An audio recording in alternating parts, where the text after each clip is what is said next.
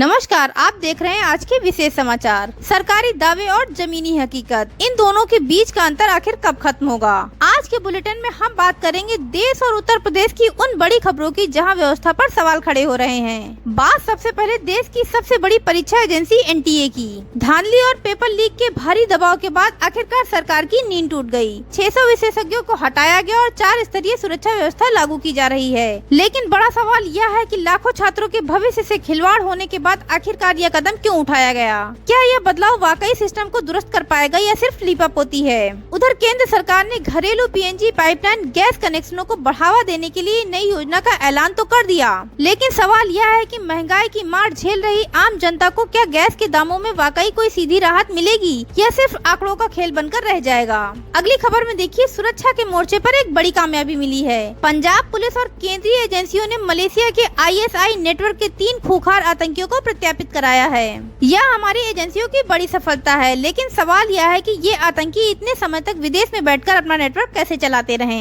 अगली खबर कानूनी मोर्चे पर। सुप्रीम कोर्ट ने फांसी के विकल्प के तौर पर जहरीले इंजेक्शन देने की याचिका खारिज करते हुए साफ कहा है कि मौजूदा सजाए मौत का तरीका पूरी तरह संवैधानिक है। अब बात उत्तर प्रदेश की, जहां एक तरफ बड़े बड़े वादे हैं तो दूसरी तरफ जनता से जुड़े गंभीर मुद्दे। दिल्ली में यूपी जापान इन्वेस्टमेंट मीट में 500 एकड़ में जापानी सिटी का खाका खींचा गया।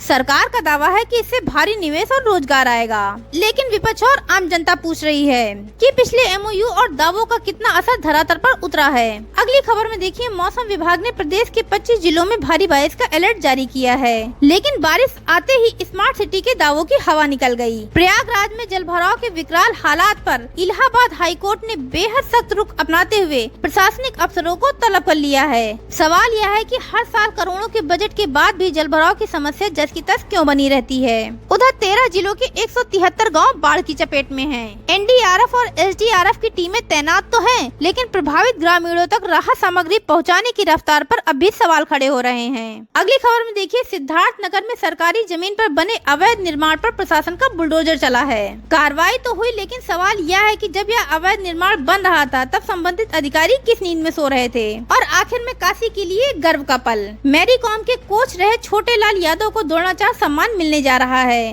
इस उपलब्धि पर बधाई, लेकिन सवाल यह भी है कि जमीनी स्तर पर यूपी के बाकी खिलाड़ियों को सुविधाएं कब मिलेंगी? सवाल उठते रहेंगे, क्योंकि खबरों का काम सिर्फ सरकारी दावे दिखाना नहीं बल्कि जवाबदेही तय करना भी है। अगर आपको भी लगता है इन मुद्दों पर प्रशासन और सरकार से सवाल पूछे जाने चाहिए तो इस वीडियो को लाइक करें और अपनी राय कमेंट बॉक्स में जरूर लिखें। सच को और लोगों तक पहुंचाने के लिए वीडियो को शेयर करें और देश प्रदेश की निष्पक्ष खबरों के लिए हमारे चैनल को सब्सक्राइब करना बिल्कुल न भूलें।